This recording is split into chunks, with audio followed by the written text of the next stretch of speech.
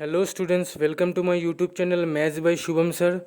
तो आज मैं शुरू करने वाला हूँ एक्सरसाइज 3.6 का क्वेश्चन सेकंड का सेकंड पार्ट। तो सेकंड पार्ट क्या कह रहा है? 2 women and 5 men can together finish an embroidery work in 4 days. 2 महिलाएं और 5 पुरुष एक एम्ब्रॉयडरी वर्क को 4 दिन में ख़त्म करते हैं। एम्ब्रॉयडरी वर्क उसे कहते हैं जो कपड़े के ऊपर किया जाता है, ठीक है। और इसी तरह 3 महिलाएं और 6 पुरुष उसी एम्ब्रॉयडरी वर्क को 3 दिन में कंप्लीट करता है, ठीक है। तो हमें क्या निकालना है?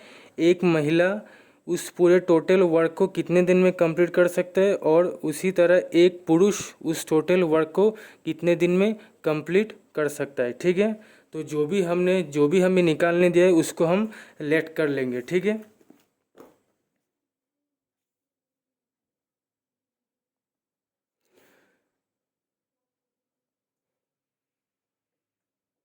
तो हमें टोटल नंबर ऑफ डेज निकालना है जो एक महिला उस टोटल पूरे वर्क को कितने दिन में कंप्लीट करते हैं। तो उसको मैं लेट कर लूँगा एक्स। तो let the time taken by 1 women be x days।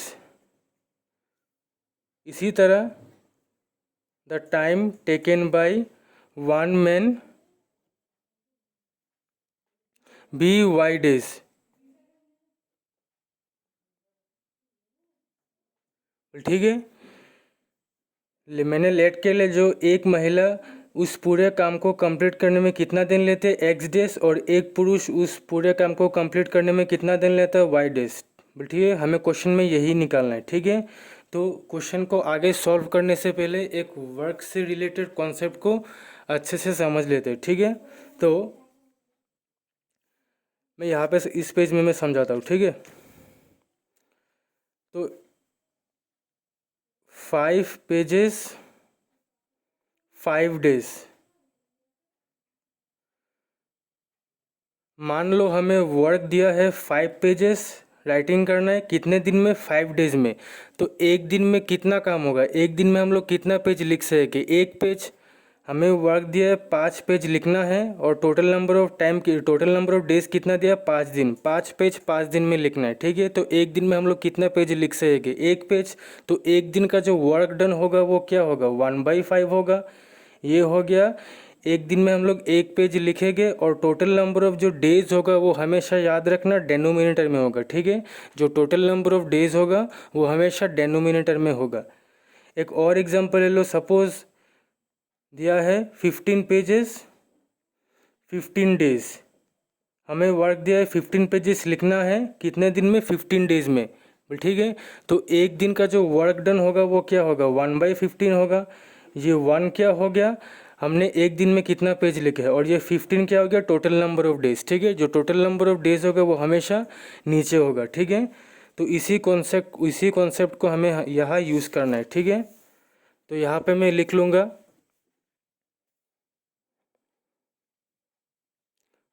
1 women 1 days work.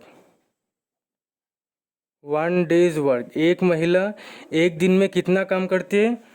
1/, नीचे डेनोमिनेटर में क्या होगा? Total number of days. Total number of days तो हमें क्वेश्चन में नहीं दिया, यही हमें निकालना है। और उसका हमने क्या लेट किया है? For women x। तो टोटल नंबर ऑफ डेज नीचे क्या आ जाएगा? x।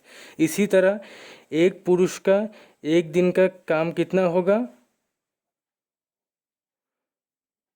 1/, नीचे डेनोमिनेटर में क्या होगा? टोटल नंबर ऑफ डेज, जिसको हमने y लेट किया है तो यहाँ पे हो जाएगा y, ठीक है। तो अभी इक्वेशन बनाएंगे हम लोग, ठीक है। तो पहले केस में हमें क्या करा है? 2 वुमेन और 5 मेन, ठीक है। तो एक महिला अगर एक दिन में 1/x काम करती है तो 2 महिला एक दिन में कितना काम करेगी? 2 इंटू में 1/x होगा। एक महिला अगर एक दिन में 1/x काम करेगी तो 2 वुमेन मतलब 2 महिला एक दिन में कितना काम करेगा? 2 मल्टीप्लाई में 1/x होगा। इसके साथ एक पुरुष अगर एक दिन में 1/y काम करेगा तो 5 पुरुष एक दिन में कितना काम करेगा, 5 इंटू में 1/y होगा, इक्वल में 2 वुमेन और 5 मेन पूरे टोटल वर्क को कितने दिन में कंप्लीट करते हैं, 4 दिन में। तो जैसे कि मैंने तुम लोगों को पहले ही कहा है, टोटल नंबर ऑफ जो डेज होता है वो हमेशा डेनोमिनेटर में होता है, ठीक है। तो ऊपर क्या होगा, ऊपर हम लोग लिख देगा 1।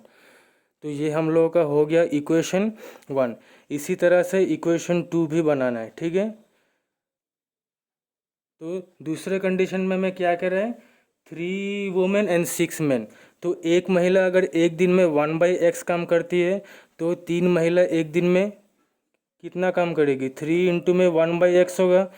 इसी के साथ एक पुरुष अगर एक दिन में 1/y काम करती है तो 6 पुरुष एक दिन में कितना काम करेगा, 6 इंटू में 1/y होगा। और 3 महिला 6 पुरुष इस काम को करने में टोटल 3 डेज लगाते हैं। तो टोटल नंबर ऑफ डेज कहाँ पे होगा, डेनोमिनेटर में होगा। तो ऊपर कुछ नहीं होगा मतलब 1 होगा, ठीक है। मतलब एक दिन में ऊपर कुछ नहीं होगा, 1 होगा का मतलब यही है, जो मतलब एक दिन में वो लोग 1/3 काम कर दे, ठीक है, मतलब टोटल वर्क का। तो ये हो गया मेरा इक्वेशन 2। अभी इन दोनों इक्वेशन को कैसे सॉल्व करना है देखो। इन दोनों इक्वेशन को मैं एलिमिनेशन मेथड से सॉल्व कर दूंगा। क्यों, क्योंकि ये एलिमिनेशन मेथड से सॉल्व करने पे बहुत ही ईजी होगा, ठीक है। पहले इस इक्वेशन को मैं ऐसे लिख लेता हूँ, 3 इंटू में 1 क्या होगा, 3 नीचे x प्लस 6 इंटू में 1 6 नीचे y इक्वल टू 1/3 ऐसे लिख लो, ठीक है। इसको यहाँ पे इक्वेशन 2 मत दो, इसको भी ऐसे लिख लो, ठीक है। 2 मल्टीप्लाई में 1 2/x प्लस 5 मल्टीप्लाई में 1 5/y इक्वल टू 1/4। इसको इक्वेशन 1 ले लो, ना कि इसको, ठीक है। इसको ऐसे लिख लो, तब समझने में आसानी होगा।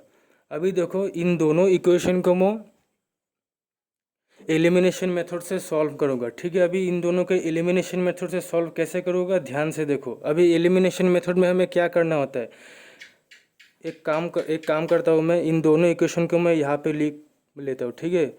ये नहीं तो ये हमें जबरा जबरा लग रहा है, तुम लोगों को ठीक से समझ में आ रहा है कि नहीं, इसलिए मैं इसको सेपरेटली यहाँ में पहले लिख लेता हूँ।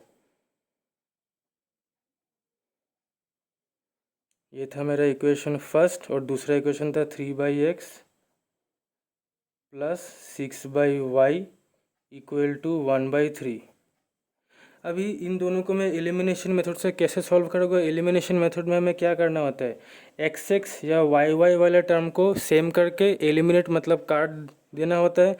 तो यहाँ पे भी मैं वैसा ही करूँगा। अभी x या y वाले इन दोनों में से किसी भी एक टर्म को तुम लोग आसानी से काट सकते हो, ठीक है। तो यहाँ पे मैं x वाले पार्ट को काटूंगा, तुम लोग चाहो तो y वाले पार्ट को भी काट सकते हो। अभी मैं x वाले पार्ट को कैसे काटूंगा, इस वाले टर्म को, इस वाले पार्ट को ध्यान से देखो। इसके साथ एलिमिनेशन मेथड अगर तुम लोगों ने पहले किया है तो तुम लोगों को ये वाला पार्ट देख के समझ में आ ही गया होगा, ठीक है।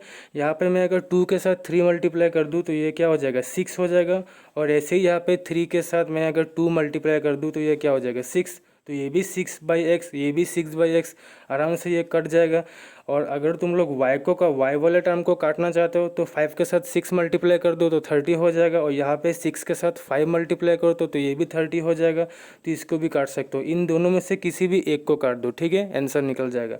तो मैं x वाले पार्ट को काटता हूँ, ठीक है। तो इस वाले इक्वेशन के साथ मुझे क्या मल्टीप्लाई करना है, 3 मल्टीप्लाई करना है, ठीक है।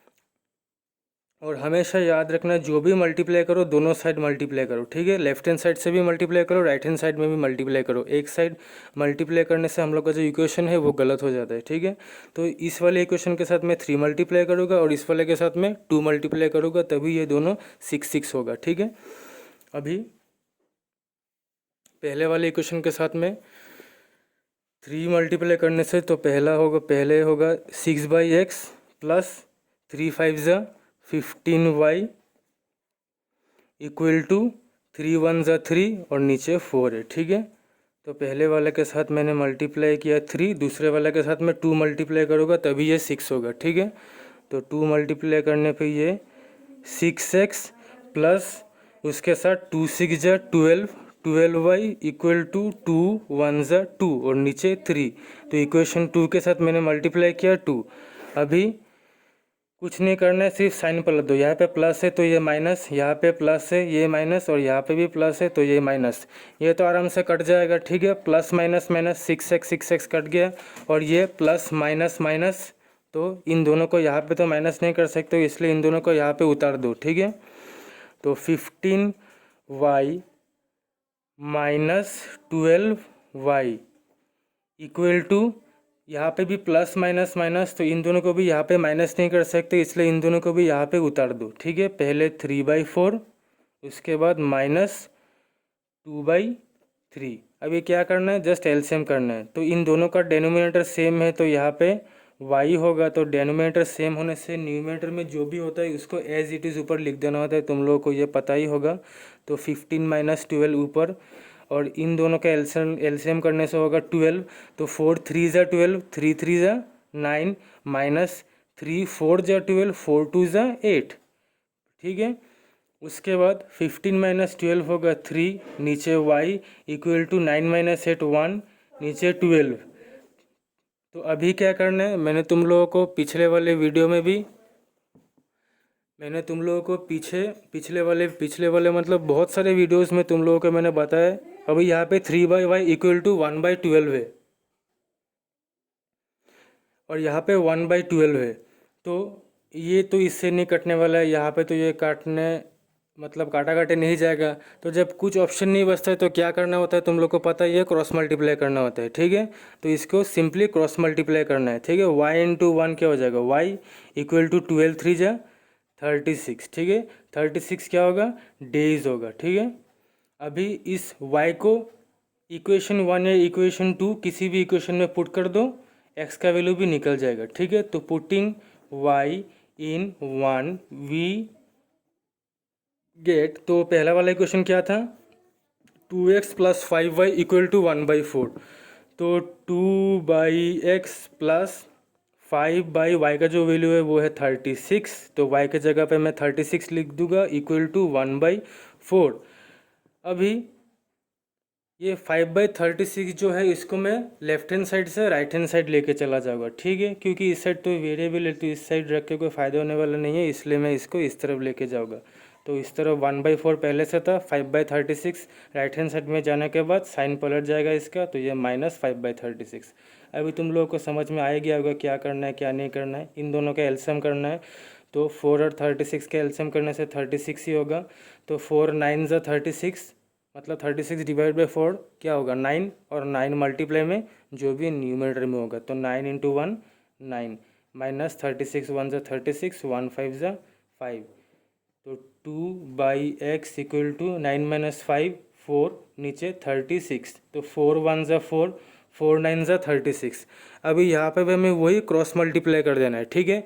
तो x इंटू 1 x, और 9 2 ज़ा 18, तो x इक्वल टू आ गया 18।